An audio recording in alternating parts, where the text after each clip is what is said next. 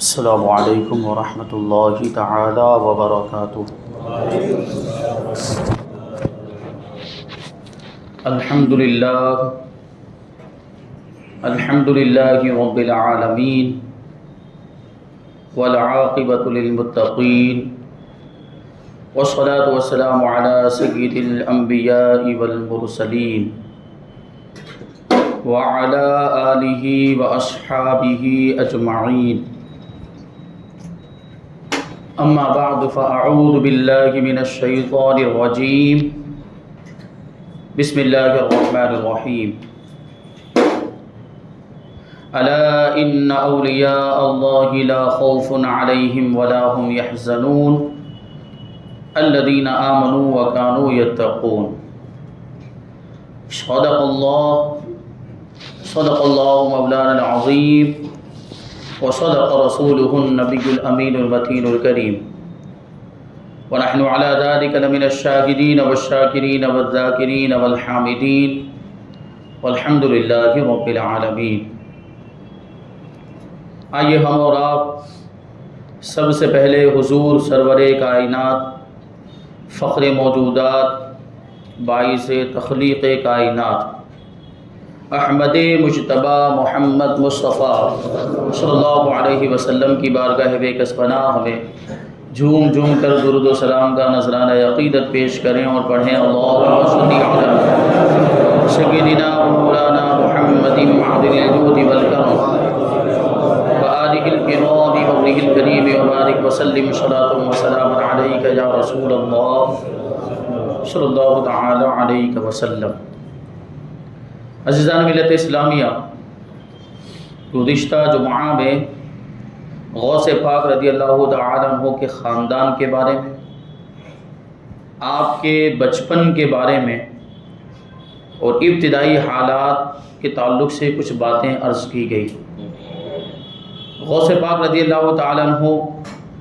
کس طریقے سے جیلان سے بغداد کے لیے روانہ ہوئے۔ آپ کی والدہ ماجدہ نے جو 40 دینار تھے وہ آپ کی گدڑی میں سل دیے تھے۔ ڈاکوؤں والا واقعہ بیان کیا گیا۔ غوث پاک رضی اللہ تعالیٰ عنہ بغداد شریف تشریف لائے، اور بغداد آنے کا مقصد ہی تھا علم دین حاصل کرنا۔ تو علم دین حاصل کرنے میں لگ گئے، مشغول ہو گئے، اور 40 دینار جو لے کر آئے تھے ایک وقت وہ آیا کہ وہ بھی ختم ہو گئے، بلکہ بعض روایتوں میں آیا کہ غوث پاک رضی اللہ تعالیٰ عنہ نے بغداد میں آنے کے ساتھ ہی وہ 40 دینار فقیروں میں تقسیم فرمائے۔ اب بعض اوقات ایسا ہوتا تھا کہ غوث پاک رضی اللہ تعالیٰ عنہ کے لیے کھانے پینے کا سامان بھی نہیں ہوتا تھا۔ کبھی کبھی آپ کی والدہ ماجدہ جب تک وہ حیات تھی جیلان سے کچھ نہ کچھ بھیج دیا کرتی، کچھ کھانے کا سامان نہیں بلکہ روپے پیسے دراہیم و دنانیر بھیج دیا کرتی، تو غوث پاک رضی اللہ تعالیٰ عنہ اس کو استعمال کر لیا کرتے تھے، لیکن اکثر و بیشتر کئی دن کے فاقے ہو جایا کرتے تھے۔ ایک مرتبہ کا واقعہ خود غوث پاک رضی اللہ تعالیٰ عنہ ارشاد فرماتے ہیں کہ بغداد شریف میں قحط پڑا ہوا تھا، بارش نہیں ہو رہی تھی، کھیت سوکھ چکے تھے، جانور کمزور ہو گئے اور کھانے پینے کی چیزیں دستیاب نہیں تھی۔ غوث پاک رضی اللہ تعالیٰ عنہ ارشاد فرماتے ہیں کہ میں علم حاصل کرتا تھا، کتابیں پڑھتا، سبق یاد کرتا، کبھی کبھی بھوک کی شدت ہوتی تو میں دریائے دجلہ کے کنارے پر چلا جاتا تاکہ وہاں پر گھاس پھوس، درختوں کے پتے وغیرہ کھا کر اپنی بھوک کی شدت کو کم کروں۔ ایک مرتبہ اسی طریقے سے میں دریائے دجلہ کے کنارے پر گیا کہ گھاس پھوس اور درختوں کے پتے کھاؤں، تو کیا دیکھتا ہوں کہ وہاں پہلے ہی سے مساکین کا ایک ہجوم موجود ہے، فقیروں کا، درویشوں کا ایک ہجوم پہلے ہی سے موجود، اور وہ بھی وہی سب کھا رہے ہیں، درختوں کے پتے اور گھاس پھوس کھا رہے ہیں۔ تو میں نے سوچا کہ ان کی حق تلفی نہیں کرنی چاہیے، اس لیے میں وہاں سے واپس ہو گیا، لیکن بھوک کی وجہ سے کمزوری کا یہ عالم تھا کہ بار بار میری آنکھوں کے سامنے اندھیرا چھا جاتا تھا اور کمزوری کی وجہ سے پاؤں لڑکھڑا رہے تھے۔ تو اسی عالم میں میں قریب کے ایک مسجد میں چلا گیا اور وہاں کونے میں ایک گوشے میں جا کر بیٹھ گیا۔ تھوڑی دیر ہی گزری تھی کہ ایک اعجمی شخص آیا مسجد کے اندر۔ مسجد میں بیٹھنے کے بعد بعد اس نے ایک تھیلے میں سے بھنا ہوا گوشت نکالا اور روٹی نکالی اور پھر وہ گوشت اور روٹی کھانے لگ گیا. میں اسے دیکھ رہا تھا اور بھوک کی شدت کا عالم یہ تھا کہ جیسے جیسے وہ ایک بھی نوالا اٹھاتا اور اپنے منہ کے قریب لے جاتا تھا تو میرا منہ جو ہے وہ خود بخود کھل جایا کرتا تھا. ایسی بھوک کی شدت تھی. وہ کھا رہا تھا, اچانک اس کی نظر میرے اوپر پڑی کہ یہاں قریب میں کوئی لیٹا ہوا ہے, کوئی بیٹھا ہوا ہے. تو اس نے مجھے کھانے کے لیے بلایا کہ آپ بھی آ جائیں اور کھانے میں شریک ہو جائیں. غوث پاک رضی اللہ تعالیٰ عنہ کی خودداری دیکھیں کہ اتنی زیادہ بھوک کی شدت ہے لیکن اس کے باوجود انکار فرما رہے ہیں, نہیں میں نہیں کھانا چاہتا. لیکن اس نے اصرار کیا. آنے والے شخص نے کہا کہ نہیں آپ ضرور تشریف لائیں. غوث پاک کہتے ہیں اس کے اصرار پر میں اس کے ساتھ کھانے کے لیے بیٹھ گیا. اب کھانا شروع کر دیا اور گفتگو بھی ساتھ میں جاری ہے. اب وہ جو آنے والا شخص تھا وہ کہنے لگا کہ میں جیلان کا رہنے والا ہوں اور میں بغداد میں آیا. جیلان سے ایک خاتون نے مجھے اپنے بیٹے کے لیے کچھ درہم امانت کے طور پر دیے تھے اور اس کو تلاش کرنے کے لیے میں یہاں بغداد میں آیا ہوں اور میں اس کو ڈھونڈ رہا ہوں. کیا کسی ایسے طالب علم کو آپ جانتے ہو جس کا نام عبد القادر ہو؟ تو سیدنا شیخ عبد القادر جیلانی غوث اعظم رضی اللہ تعالیٰ عنہ کہتے ہیں کہ میں ہی تو عبد القادر جیلانی ہوں. اب وہ شخص, عجمی شخص جو گوشت, بھنا ہوا گوشت اور روٹی لے کر آیا تھا, وہ رونے لگ گیا, زارو قطع رو رہا ہے. غوث پاک رضی اللہ تعالیٰ عنہ وجہ پوچھتے ہیں کہ رونا کیوں شروع کر دیا؟ ایسی تو کوئی بات میں نے کہی نہیں کہ جس میں رونا آ جائے. تو اس نے کہا کہ وجہ یہ ہے کہ میں آپ کا مجرم ہوں, مجھ سے بہت بڑا جرم ہو گیا, مجھ سے قصور ہو گیا. وجہ یہ ہے کہ آپ کی والدہ ماجدہ نے مجھے یہ درہم دے کر بھیجے تھے, یہ درہم آپ کی امانت آپ تک پہنچانے کے لیے مجھے بھیجا تھا. 3 دن تک بغداد کے اندر میں آپ کو ڈھونڈتا رہا. قحط کا زمانہ, میرے پاس جو اپنے خرچ کا سامان تھا, میرے خود کے جو دراہیم اور اشرفیاں تھیں وہ سب ختم ہو گئے. آخرکار مجبوری میں جب بھوک کی بہت زیادہ شدت میں مجھے محسوس ہوئی تو میں نے اپنی جان کو بچانے کے لیے, اپنے آپ کو ہلاکت سے بچانے کے لیے آپ کے درہموں سے یہ کھانا خریدا. یہ کھانا آپ ہی کا ہے, میں آپ کا مہمان ہوں اور میں آپ کا قصوروار ہوں, میرا قصور معاف فرما دیں. غوث پاک رضی اللہ تعالیٰ عنہ نے جب یہ سنا تو بڑی خندہ پیشانی کے ساتھ مسکراتے ہوئے اس کو معاف فرما دیا. اور پھر جب رخصت کیا, جب وہ شخص جو عجمی شخص تھا وہ جب جانے لگا تو غوث پاک رضی اللہ تعالیٰ عنہ نے ان دراہیم میں سے کچھ درہم اس کو بھی عطا فرمائے. ایسی سخت ضرورت کا ہے سالی کا عالم, اس کے باوجود سخاوت دیکھیں, کیونکہ نانا جان کون ہیں جو ایسے سخی ہیں کہ اپنی ضرورتوں کا بھی خیال نہیں کرتے تھے. تو غوث پاک رضی اللہ تعالیٰ عنہ نے بھی اس کو درہم عطا فرمائے اور رخصت فرمایا. ایسی ایسی تکلیفوں کا سامنا کیا ہے طالب علمی کے زمانے میں. غوث پاک رضی اللہ تعالیٰ عنہ خود ارشاد فرماتے ہیں کہ میں نے جیسی تکلیفیں برداشت کی ہے, اگر پہاڑ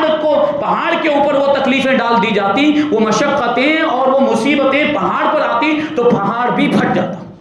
ایسی ایسی تکلیفیں برداشت کی طالب علمی کے زمانے میں. اور علماء فرماتے ہیں کہ غوث پاک رضی اللہ تعالیٰ عنہ نے طالب علمی کے زمانے میں جو تکلیفوں اور دشواریوں کا سامنا کیا ہے, نہ آپ کے زمانے میں کسی نے ایسی تکلیفیں برداشت کی ہیں, نہ آج تک کسی نے ایسی تکلیفیں برداشت کی ہیں طالب علمی کے زمانے میں. اور پھر جیسی مشقت ہوتی,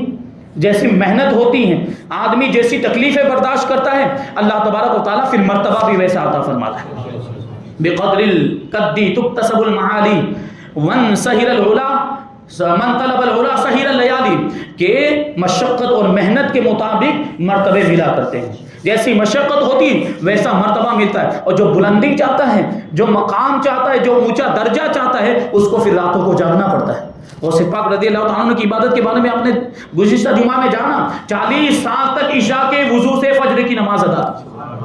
جو بلندی چاہتا ہے وہ راتوں کو جاگا کرتا ہے, ویسے ہی بیکار میں نہیں جاگتا بلکہ اپنے رب کی عبادت میں جاگا کرتا ہے. یہ شان غوث پاک رضی اللہ تعالیٰ عنہ کی. خود بیان کرتے کہ ایک مرتبہ بہت زیادہ بھوک کی شدت, کئی دن کے فاقے, اور نفس پکارنے لگا بھوک بھوک, کھانا کھانا. غوث پاک کہتے ہیں کہ میں بغداد شریف کے ایک محلے میں جس کا نام تھا قطیہ شرقیہ, وہاں پہنچا تاکہ کھانے کے لیے کوئی چیز مل جائے تو میں اپنی بھوک کی شدت کو مٹا لوں. ابھی میں راستے پر ہی تھا کہ مجھے ایک اجنبی شخص ملا, اور اجنبی شخص نے آنے کے بعد میرے ہاتھ میں ایک لفافہ دے دیا, ایک خط دے دیا, اور میں نے اسے پوچھا یہ خط کیسا ہے, تو جواب دیے بغیر ہی وہ چلا گیا. اور اس کے بعد وہ شخص مجھے نظر نہیں آیا. اس شخص نے لفافہ دینے کے بعد مجھ سے کہا تھا کہ یہ لفافہ لے جا کر کسی بھی باورچی کی دکان پر دینا, اور جو بھی کھانے کے لیے تمہیں چاہیے اس سے مانگ لینا, وہ تمہیں دے دے گا. اس کے بعد وہ شخص غائب ہو گیا اور مجھے کبھی بھی نظر نہیں آیا۔ غوث پاک رضی اللہ تعالیٰ عنہ کہتے ہیں کہ میں نے وہ لفافہ لیا،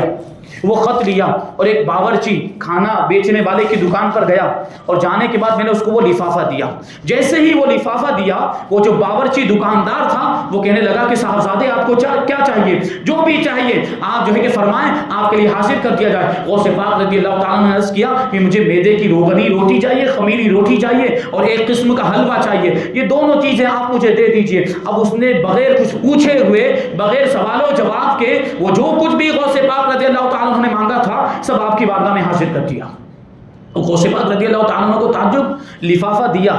خط دیا، لیکن خط کو کھول کر بھی نہیں دیکھا۔ تو غوث پاک اس دکاندار سے کہتے ہیں کہ آپ نے لفافے کو دیکھا نہیں، آپ نے خط کو دیکھا نہیں کہ اس خط میں کیا لکھا ہوا ہے، اور اس کے باوجود آپ نے مجھے کھانا مہیا کر دیا۔ تو وہ جو دکاندار تھا وہ جواب دیتا ہے کہ آپ کی ضرورت پوری ہو گئی، آپ کو جو چاہیے تھا وہ آپ کو مل گیا، اب آپ جو ہے کہ آپ اپنے کام سے مطلب رکھیں۔ پھر وہ دوسرے گراہکوں کی طرف متوجہ ہو گیا۔ یہ بغداد ہے جو اولیاء کرام کا شہر تھا۔ اولیاء کرام اس طریقے سے بغداد کے گلی کوچوں میں گھوما کرتے تھے اور اللہ تبارک و تعالی غیب سے کھانے کا ان کے لیے انتظام فرما دیا کرتا تھا۔ یہ باورچی جو دکاندار تھے ان کو بھی ان کے رسم و رواج پتا تھے، ان کے طور طریقے پتا تھے کہ جب ایسا لفافہ آ جائے تو مدد کرنی ہے اور لفافے کو کھول کر نہیں دیکھنا، کیونکہ وہ رجال الغیب ہوا کرتے ہیں، وہ مردان خدا ہوا کرتے ہیں جو اس طرح کے لفافے دے کر جاتے ہیں، اور اس کا مطلب یہ ہوتا ہے کہ تم اللہ والوں کی مدد کرو تو اللہ تمہاری مدد کرے گا۔ اس نے چون و چرا کیے بغیر غوث پاک رضی اللہ تعالیٰ عنہ کو کھانا دے دیا۔ اب غوث پاک کہتے ہیں وہ کھانا لے کر میں اس مسجد میں آیا جس مسجد میں بیٹھ کر میں سبق یاد کیا کرتا تھا۔ اب وہاں بیٹھا، سامنے میں نے کھانے کو رکھا، اب سوچ رہا ہوں کہ یہ کھانا کھاؤں کہ نہ کھاؤں۔ اتنے میں میری نظر ایک دوسرے لفافے پر پڑی جو مسجد کی دیوار کے سائے میں زمین کے نیچے پڑا ہوا تھا۔ اس لفافے کو میں نے لیا، اس کو کھول کر دیکھا تو اس میں لکھا ہوا تھا کہ خدا کے شیروں کو دنیا کی لذتوں اور خواہشوں سے کوئی لینا دینا نہیں ہوتا، اللہ والے تو وہ ہوتے ہیں جو کھانے پینے سے بے نیاز ہوا کرتے ہیں۔ یہ کھانا پینا اور جو لذتیں ہیں یہ دنیاوی لذتیں یہ تو کمزوروں کے لیے ہوا کرتی ہیں۔ غوث پاک کہتے ہیں جیسے ہی میں نے اس خط کو پڑھا، اس کھانے کو وہیں پر چھوڑ دیا، فوراً اپنا رومال لیا اور وضو کر کے اللہ کی عبادت میں مشغول ہو گیا۔ اتنے دنوں کا فاقہ تھا،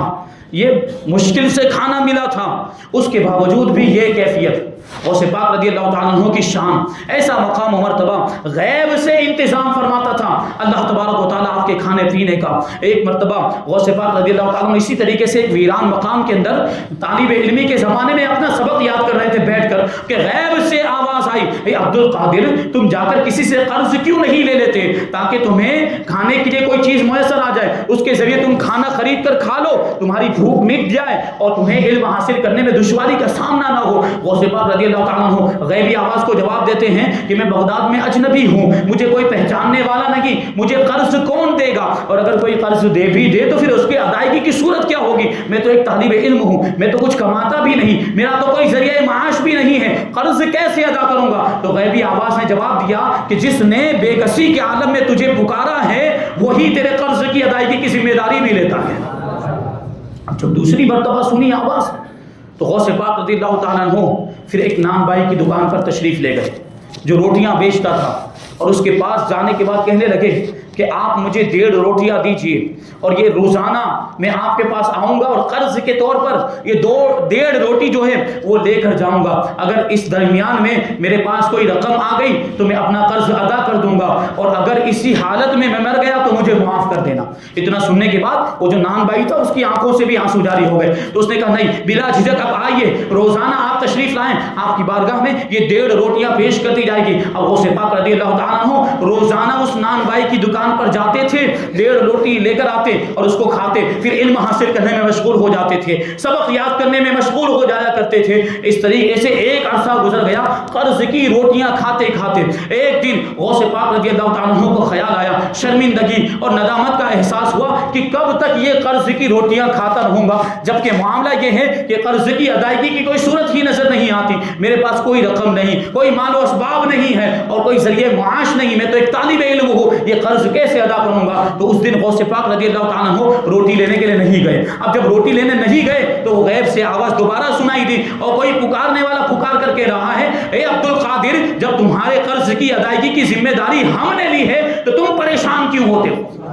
تمہیں پریشان ہونے کی کیا ضرورت ہے؟ تو وہ غوث پاک رضی اللہ تعالیٰ جواب دیتے ہیں کہ اتنے دن ہو گئے قرض کی روٹیاں کھاتے کھاتے اور قرض کی ادائیگی کی کوئی صورت نہیں, اب مجھے شرم آتی ہے, اب مجھے حیا آتی ہے اس نان بائی کی دکان پر جانے سے. تو وہ غیبی آواز پکارنے والا پکار کر کہہ رہا ہے کہ قرض ادا کرنے کے لیے تو جانا ہی پڑے گا, ایک نہ ایک دن قرض ادا کرنے کے لیے تو جانا ہی پڑے گا. تو غوث پاک رضی اللہ تعالیٰ عنہ کہتے ہیں کہ قرض تو ادا کرنا ہے, یہ بوجھ اپنے سر سے اتارنا ہے, لیکن اس کی صورت کیا ہوگی؟ تو غیبی آواز جواب دیتی ہے کہ فلاں مقام پر چلے جاؤ, ایک ویران مقام, وہاں پر تمہارے قرض کی ادائیگی کا سامان موجود ہے, وہ جو کچھ بھی وہاں پر تمہیں ملے اس سے روٹیوں کا اپنا قرض ادا کر دینا. غوث پاک رضی اللہ تعالیٰ عنہ بتائی ہوئی نشانی اور علامت کے مطابق اس ویران مقام پر پہنچے تو کیا دیکھتے ہیں کہ زمین پر ایک بڑا ہی چمکتا ہوا سونے کا ٹکڑا موجود ہے, اور ایسا محسوس ہو رہا تھا کہ وہ غوث پاک رضی اللہ تعالیٰ عنہ کا ہی انتظار کر رہا. غوث پاک رضی اللہ تعالیٰ عنہ نے سونے کا ٹکڑا اٹھایا اور پھر اس کے ذریعے سے نان بائی کی دکان پر گئے اور روٹیوں کا جو قرض تھا وہ ادا فرما دیا. ایسی ایسی تکلیفیں برداشت کی ہے غوث پاک رضی اللہ تعالیٰ عنہ نے علم کی راہ میں, اور تب جا کے وہ مقام و مرتبہ ملا جب غوث پاک رضی اللہ تعالیٰ عنہ سارے علوم مروجہ سے فارغ ہو گئے. 18 سال کی عمر تھی جب آپ بغداد شریف میں تشریف لائے تھے, اور 26 سال کی عمر میں جتنے بھی علوم اس وقت رائج تھے, جتنے بھی فنون سیکھے اور سکھائے جاتے تھے, غوث پاک رضی اللہ تعالیٰ عنہ نے سارے علوم و فنون کی 26 سال کی عمر میں تکمیل فرما دی. قرآن بھی سیکھ لیا, تفسیر کا علم بھی حاصل کر لیا, فقہ کا علم بھی حاصل کر لیا, حدیث کا علم بھی حاصل کر لیا, اصول حدیث اصول فقہ کا بھی, منطق و فلسفہ, سارے علوم جو اس وقت رہی سے سب کا علم حاصل کر لیا. اور غوث پاک رضی اللہ تعالیٰ عنہ 26 سال کی عمر میں فارغ التحصیل ہو گئے. اب معاملہ یہ تھا, اللہ تبارک و تعالیٰ نے ایسی علمی صلاحیت عطا فرمائی تھی, آپ کے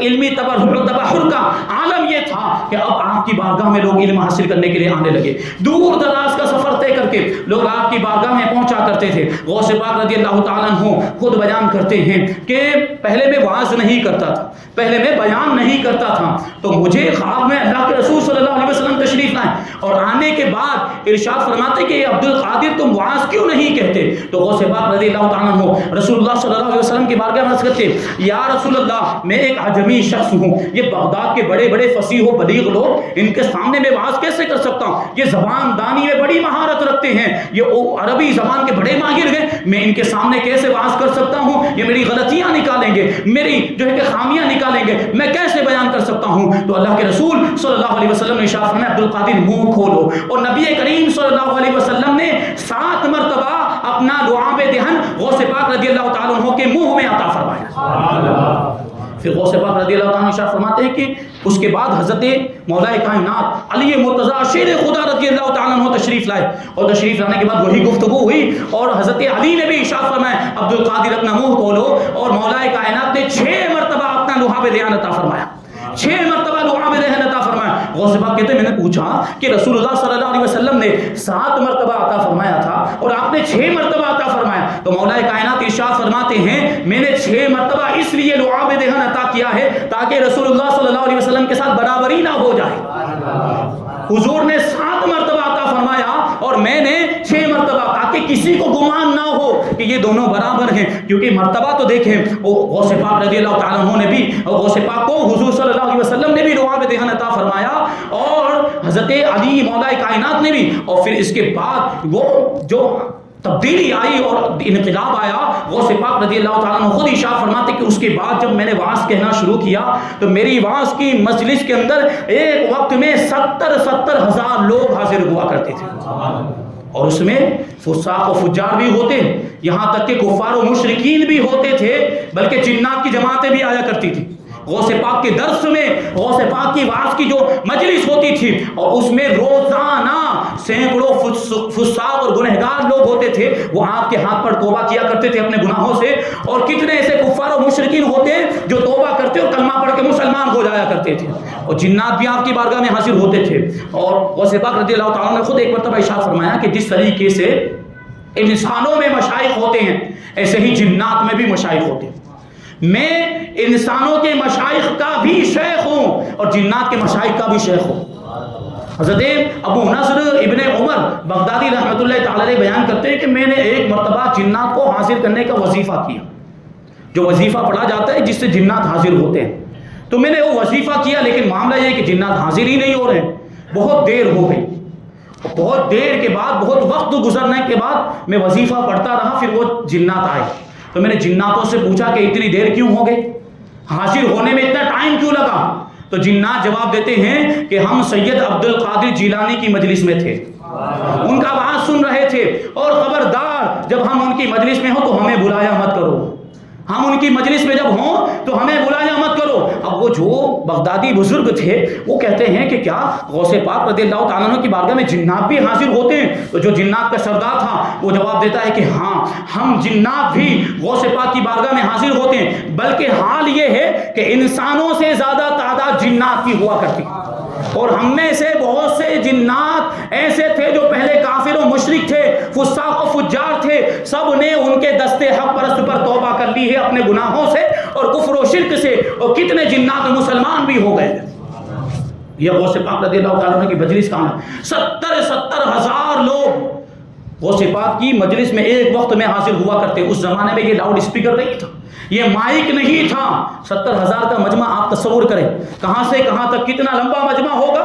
ایسی بڑی محفل کے اندر بھی غوث پاک رضی اللہ تعالیٰ عنہ کی کرامت یہ تھی کہ آگے بیٹھنے والا، پہلی صف میں بیٹھنے والا آپ کی آواز کو جس طریقے سے سنا کرتا تھا، آخری صف میں بیٹھنے والا بھی بالکل اسی طریقے سے آپ کی آواز کو سنا کرتا تھا۔ یہ غوث پاک کی کرامت ہے، بغیر مائک کے 70,000 مجمع کو سنایا کرتے تھے، بغیر لاؤڈ اسپیکر کے۔ یہ غوث پاک رضی اللہ تعالیٰ عنہ کی شان، یہ مقام و مرتبہ، جب بہت زیادہ شہرت ہو گئی، لوگ آپ کی بارگاہ میں علم حاصل کرنے کے لیے آئے، تو اب آپ فتوے بھی دینے لگے، اب آپ لوگوں کو پڑھانے بھی لگے۔ حضرت حماد غالباً آپ کے پیر و مرشد حضرت ابو سعید مخدومی کا مدرسہ تھا، اس مدرسے میں تعلیم بھی لینے لگے، اور اتنی بھیڑ ہونے لگی کہ صرف بغداد ہی سے نہیں، صرف عراق ہی سے نہیں، بلکہ دوسرے ملکوں سے بھی طالب علم آپ کی بارگاہ میں حاضر ہونے لگے، گھوڑوں پر سوار ہو کر، اونٹوں پر سوار ہو کر، کھچروں پر سوار ہو کر، گدھوں پر سوار ہو کر لوگ آپ کی بارگاہ میں حاضر ہوتے تھے اور علم حاصل کیا کرتے، یہاں تک کہ وہ جو مدرسہ تھا اس مدرسے کی عمارت کم پڑنے لگ گئی، وہ تنگ ہونے لگی، اتنی زیادہ تعداد میں لوگ آپ کی بارگاہ میں حاضر ہوتے تھے۔ تو غوث پاک رضی اللہ تعالیٰ عنہ نے اس زمانے میں جو امیر لوگ تھے ان سے درخواست کی کہ مدرسے کو وسیع کرنے کی ضرورت ہے، مدرسے کی عمارت کو بڑھانے کی ضرورت ہے۔ تو جو مالدار لوگ تھے، جو اغنیا تھے، انہوں نے اپنے مال کے ذریعے سے، اور جو فقیر تھے، جو غریب لوگ تھے، انہوں نے اپنی محنت کے ذریعے سے اس مدرسے کو تعمیر کیا، اور ایک وسیع اور عریض عمارت تعمیر کی گئی جس کے اندر بہت زیادہ گنجائش تھی، پھر ہزاروں کی تعداد میں لوگ آپ کی بارگاہ میں حاضر ہوتے۔ اس طریقے سے غوث پاک رضی اللہ تعالیٰ عنہ نے سینکڑوں علماء پیدا کیے جو آگے چل کے دین کے خادم بنے، جنہوں نے دین کی تبلیغ و اشاعت کا کام کیا، امر بالمعروف اور نہی عن المنکر کا فریضہ انجام دیا۔ یہ شہرت غوث پاک رضی اللہ تعالیٰ عنہ کی ہو گئی کہ آپ فتوے بھی دیتے تھے، اور آپ کی بارگاہ میں لوگ اپنے مقدمات بھی لے کر آتے اور آپ ان کے مقدمات کا فیصلہ بھی کیا کرتے تھے۔ تو اب ظاہر سی بات ہے کہ آپ باہر سے تشریف لائے تھے، آپ جیلان سے آئے تھے، آپ عجمی تھے، تو جو بغداد کے رہنے والے تھے اور بغداد کے جو لوگ تھے تو کچھ نہ کچھ تو ان کے دل میں آئے گا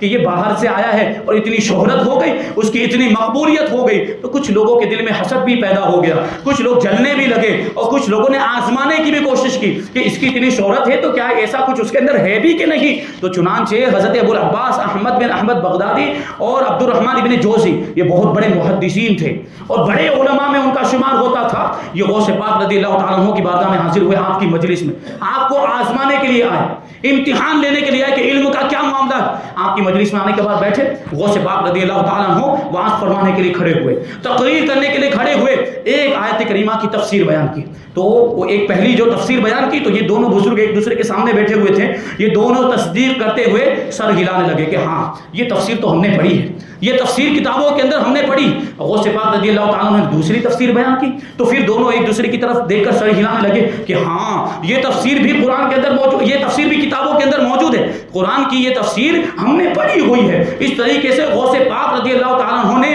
ایک ہی آیت کریمہ کی 11 تفسیریں بیان کی، اور 11 تفسیروں کے اندر وہ دونوں جو بزرگ تھے وہ ایک دوسرے کو دیکھ کر سر ہلا کر اس کی تصدیق کرنے لگے، پہلی بھی، دوسری بھی، تیسری، چوتھی، یعنی یہ 11 تفسیریں ہم نے کتابوں میں پڑھی ہیں، لیکن غوث پاک رضی اللہ تعالیٰ عنہ نے صرف 11 پر بس نہیں کیا، 12ویں تفسیر بھی بیان کی۔ جیسے ہی 12ویں تفسیر بیان کی، وہ جو دونوں بزرگ تھے وہ ایک دوسرے کا چہرہ دیکھ کر تعجب کرنے لگے کہ 11 تو ہم نے پڑھی تھی، یہ 12ویں کہاں سے آئی؟ اور صرف 12ویں تفسیر پر بس نہیں کیا، غوث پاک رضی اللہ تعالیٰ عنہ نے اسی ایک مجلس کے اندر ایک آیت کریمہ کی 40 تفسیریں بیان فرمائی۔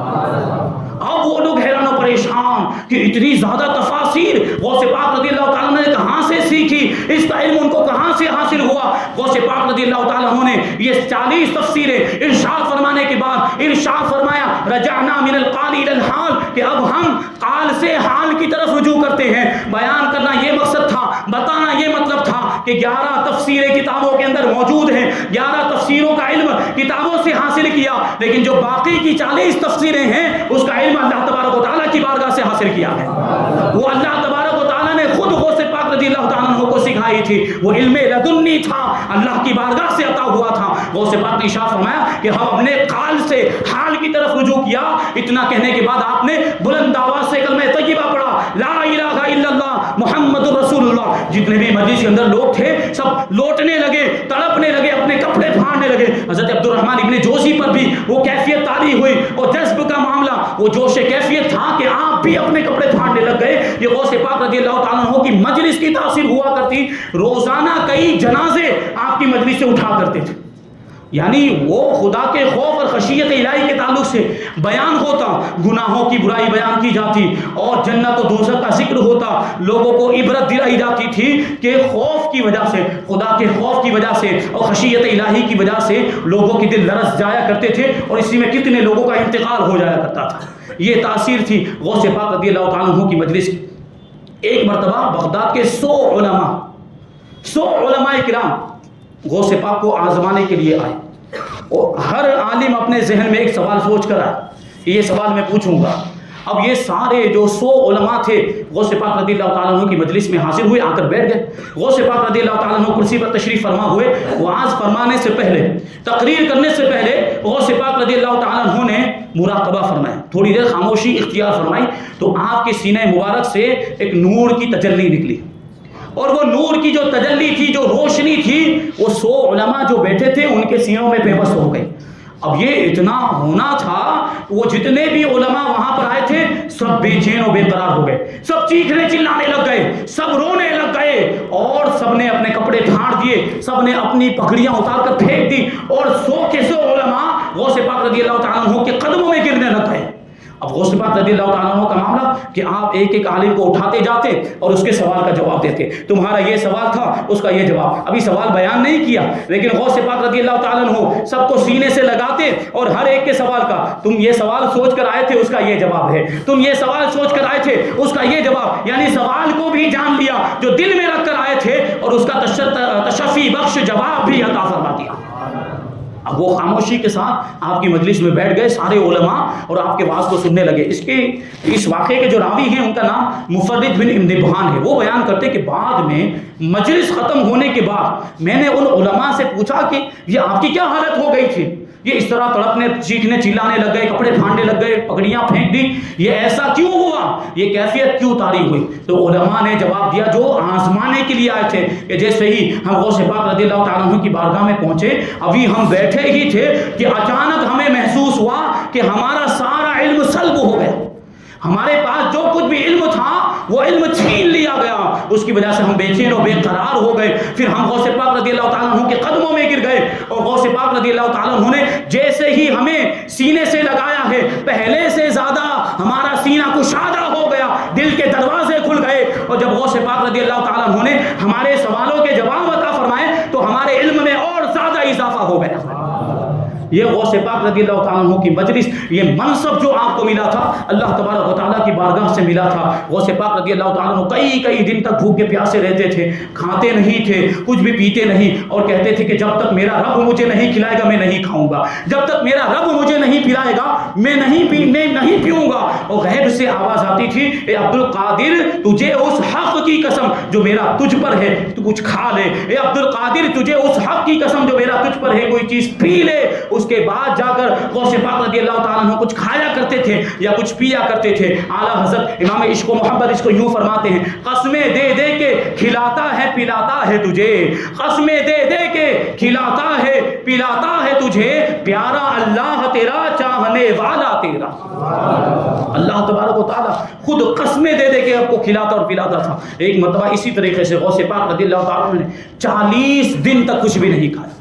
40 دن تک، سوچیں آپ، ہم 40 دن تک بھوکے پیاسے رہ سکتے ہیں، لیکن یہ اللہ والوں ہوتے ہیں کہ اللہ کا ذکر ہی ان کی خوراک بن جاتا ہے۔ وہ اللہ کے جلووں میں ایسے گم ہو جاتے ہیں، انوار و تجلیات میں ایسے کھو جاتے ہیں کہ پھر نہ کھانے کی فکر ہوتی ہے نہ کچھ پینے کا ہوش ہوتا ہے، اللہ کا ذکر ہی ان کی غذا بن جایا کرتا ہے۔ 40 دن اسی طریقے سے گزر گئے۔ اب ایک مرتبہ حضرت ابو سعید مخزومی وہاں سے گزر رہے تھے جہاں غوث پاک رضی اللہ تعالیٰ عنہ تشریف فرما تھے، تو انہوں نے کہا کہ اے عبد القادر میرے ساتھ چلو۔ اب ان کا حکم ہوا تو حضرت ابو سعید مخزومی کے ساتھ غوث پاک رضی اللہ تعالیٰ عنہ ان کے گھر پہ تشریف لے گئے، انہوں نے کھانے کا انتظام کیا اور غوث پاک رضی اللہ تعالیٰ عنہ کو کھانا کھلایا۔ اور حضرت ابو سعید مخزومی جو آپ کے پیر و مرشد بھی ہیں، ارشاد فرماتے کہ عبد القادر یہ جو تم کھانا کھا رہے ہو یہ میں اللہ کے حکم سے تمہیں کھلا رہا ہوں،